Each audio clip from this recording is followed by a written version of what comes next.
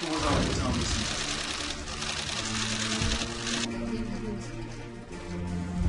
주시면 좋겠습니다. 제가 너무 잘 안 보여가지고 그래서 좋겠습니다. 국민들에게 죄송합니다.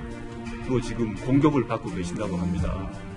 너무 죄송한데 투자자에게 알려주지 않도록 설계되어 있고 그것이 알려주면 불법인 것입니다. 그 부정입학이라는 얘기는 불법이라는 얘기 아니겠습니까? 그 경제나 경영에 잘 모르기 때문에 제 일에 바빠서 뭐 장학금이나 이런 문제를 잘 알지는 못했던 건 사실입니다. 펀드가 어디에 투자를 하는지 어떻게 운영되는지는 알 수가 없습니다. 어떤 기준으로 되었는지 제가 알지는 못합니다. 장학금이 아마 남아서 그랬는 것인지 어떤 기준인지 그 자체를 제가 알지는 못합니다. 알지 못한다, 모른다. 조국 후보자는 주요 이슈에 대해서 모른다로 피해갔습니다. 첫 번째 탑뉴스 주제부터 공개합니다. 500분이 넘었던 조국 쇼였다. 이렇게 제목을 달아봤습니다. 방금 보셨듯이 주요 의혹에 대해선 조국 후보자가 모르쇠로 일관했습니다. 조금 전에 신문 읽어주는 남자에서 소개했듯이 이 간담회를 지켜본 서울대 고대 학생들은 모른다고 답할 거였으면 왜 기자 간담회를 했느냐라고 오늘 비판을 하고 있습니다. 먼저 가장 큰 의혹은요. 조국 후보자 딸이 받았던 서울대학교 대학원에서 받았던 장학금과 그리고 부산대 의전원에서 6학기 연속으로 지급됐던 그 장학금과 관련해서 조국 후보자가 다소 황당한 변명을 했습니다. 신청한 적 없는데 알아서 나왔다. 자동으로 장학금이 나왔다는 겁니다. 직접 들어보시죠. 서울대 동창회 장학금에 대해서 신청을 하거나 전화를 하거나 연락을 하거나 장학회건 환경대학원 어느 누구에도 연락하지 않았습니다. 이제 학교를 휴학하게 되고 그렇다면 장학금 반납해야 되지 않느냐라고 얘기해서 저희 아이가 반납하고 싶다라고 얘기를 했습니다. 그랬더니 서울대 장학회에서 답을 하기를 한 번 받은 장학금은 반납이 불가능하다고 해서 어쩔 수 없이 두 번째 장학금도 받게 되었습니다. 저희 딸아이 환경대학원 장학금 관련해 청탁을 받았다, 연락을 받았다 한 사람이 한 분이라도 있으면 제가 그 점에 있어서는 인정을 하겠습니다. 하지 않았습니다. 그 돈이 필요해서 그 장학금을 꼭 받아서 그 돈이 필요해서 아둥바둥 그 돈을 챙겨야겠다고 살진 않았습니다. 흑수저 청년이건 어려운 상황에 있는 어린이를 위한 장학금이든 뭐든 간에 환원을 해야겠다는 생각을 하고 있습니다.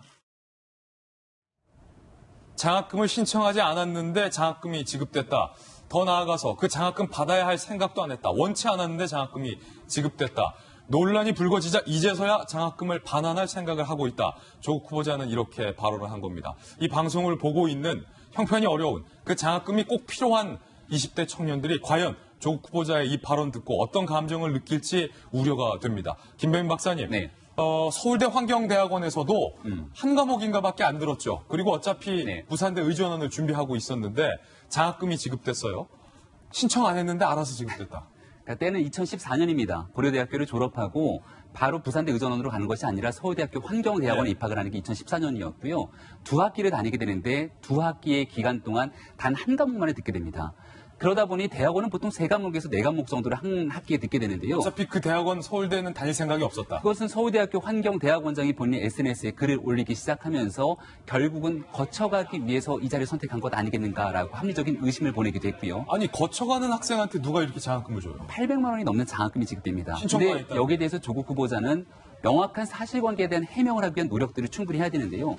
아버지라면 딸에게 물어보고 본인이 서울대학교 교수이기 때문에 어떤 경위 속에서 이런 장학금이 나왔는지를 확인하면 충분히 알 수 있는 내용이 아닐까라는 생각이 들었습니다. 근데 정말 많은 국민들이 경악하게 만들었던 건 신청을 하지 않았다. 만약 신청을 했으면 책임을 지겠다. 그리고 나왔던 중간 해명 중에는 장학금이 남아서 그랬는지라고 말끝을 흐리는 모습에서 저는 정말 경악을 금치 못했습니다. 장학금이 남아서 그랬는지라고 조국 후보자가 어제 말했어요? 그리고 장학금이 남아서 그랬는지라면서 말끝을 흐리게 되고 거기에 대한 기준들은 확인해 봐야겠지만 이라고 얘기를 했지만 아니 세상에 남아서 주는 장학금이 어디 있어요? 그런 이야기를 끄집어냈다는 것은 본인이 생각하고 있는 상상과 거기에 대한 합리적인 근거를 얘기하기 위한 본심이 나온 것 아니겠는가 저는 이런 생각이 들었는데요. 정치인의 말 중에서 대중의 국민의 분노를 자아내는 말들이 과거에 오랜 기간 동안 있었습니다. 과거 우리가 영화 1987 보신 분들 잘 아시겠지만 박종철 고문치사 사건 속에서 탁친이 억하고 죽었다라고 하는 강민철 치안감 맞죠? 강민찬 치안본부장의 발언이 사실상 대한민국 국민들의 마음들을 움직이게 만들었고 그게 바로 당시 있었던 6월 항쟁의 도화선이 된 것 아니겠습니까?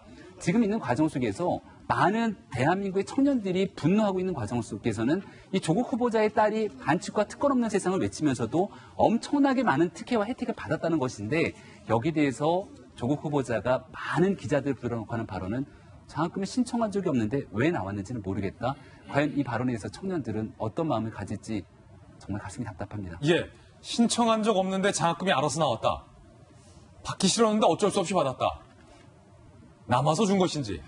조국 후보자는 이렇게 얘기를 했는데 사실 박정아 대변인도 고려대학교를 졸업하셔서 공부 좀 꽤 한다 학창 시절에 했을 텐데 신청을 안 했는데 나오는 장학금이 있습니까? 팩트체크 한번 해보죠. 오늘 서울대학교 측은 조국 후보자 딸이 받았던 그 장학금도 신청을 하는 절차가 분명히 있다라고 이야기를 하고 있는데 그렇다면 저 조국 후보자의 어제 저 발언 사실과도 다를 가능성이 있다는 거잖아요? 그러니까 일단 뭐 부산 의전원까지 갈 것도 없이 지금 서울대학교 환경대학원에서 나는 신청하지도 않았는데 그리고 반납하고자 했는데 반납할 절차가 없기 때문에 한 번 지급하면 이미 끝났기 때문에 돌이킬 수 없다라고 했던 조국 후보자의 저 말이 우리 청년들에게 얼마나 가슴을 후벼 팔런지 한번 지켜봐야 될 대목인 것 같고요. 어제 그 오후 3시 반부터 밤 2시 반까지 있었던 500분짜리의 이 쇼는 굉장히 처음부터 끝까지 조국을 위한 조국에 의한 조국의 기자 간담회였던 거라고 생각이 듭니다. 우리 국민들은 대통령에게 그리고 국회의원들에게 무언가의 정당성을 위임했어요. 직접 투표라는 방식을 통해서. 그런데 어제 있었던 기자간담회는 누구에 의해서 정당성을 위임받았던 기자간담회인지 잘 모르겠습니다. 예.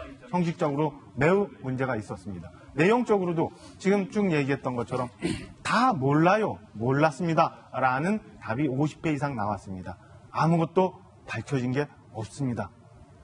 어제 청문회 국민을 위한, 국민에 의한, 국민의 나라가 아니라 오로지 조국을 위한, 오로지 조국에 의한 조국의 나라를 만들었다고 저는 평가를 합니다. 어제 날짜로 20대 국회는 이제 조정을 올렸습니다. 견제와 균형이라는 여야의 균형은 없어지고 아나무인 청와대와 여당 그리고 무기력한 야당이 만들어낸 독주와 독선이 남아있다고 생각이 듭니다. 예. 링컨 대통령도 울고 갈 어제 갔을 그 나라 다시 한번 찾아보고 싶은데 이미 대한민국의 국민을 위한 나라가 아닌 조국을 위한 나라가 됐음에 안타까운 마음이 듭니다. 예. 조국 후보자가 신청하지도 않았는데 나온 장학금 발언 말고도 또 있습니다. 논란이 되는 게. 논문 1저자와 관련돼서도 왜 1저자가 됐는지 모른다. 이렇게 답했습니다. 들어보시죠. 아까 왜 1저자가 됐는 문제는 저희도 알지를 못합니다. 좀 의아하다라고 저도 생각을 하게 되었습니다. 근데 당시 그 시점에는 1저자, 2저자 판단 기준이 좀 느슨하거나 모호하거나 그리고 책임 교수의 그 재량에 많이 달려 있었던 것 같습니다. 저희 아이가 이제 영어가 조금 잘 하는 편입니다. 연구 성과, 실험 성과를 영어로 정리하는데 큰 기여를 했다라고 평가를 하신 것 같습니다. 그 당국대 그 교수님과 저는 전화번호도 모르고 연락도 한 적 없습니다. 그 장 교수님의 아이 역시 제가 이름도 모르고 얼굴도 모릅니다. 당시에 이명박 정부 시절에 입학 사정관자들과 들어오고 인턴십을 하라고 대대적으로 권장을 했습니다. 그에 따라서 이루어진 것입니다.